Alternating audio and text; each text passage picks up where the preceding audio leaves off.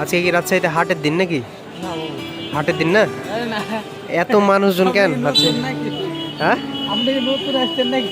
হ্যাঁ, শহর নতুন এই রাজশাহীতে, মানে কোথায় বাসা আপনার? আমার বাড়ি চাপাই। তো এই হাট লোকজন থাকে। সবসময় এরকমই লোকজন? আমি ভেবেছিলাম এত লোক দেখে ভাবছিলাম যে আজকে হাটের দিন। না, না।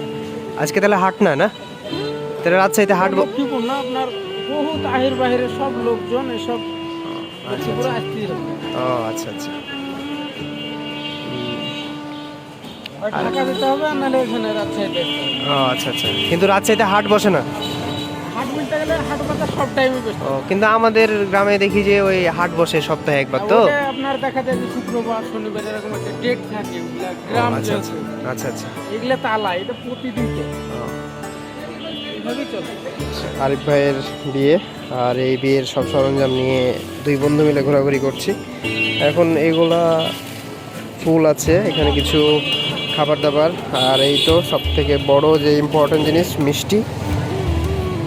আর এটা গায়ে হলুদের ব্যানার, এখন বাসায় নিয়ে যাব, আর এগুলো সাজানোর কাজ এখন অনেক বাকি।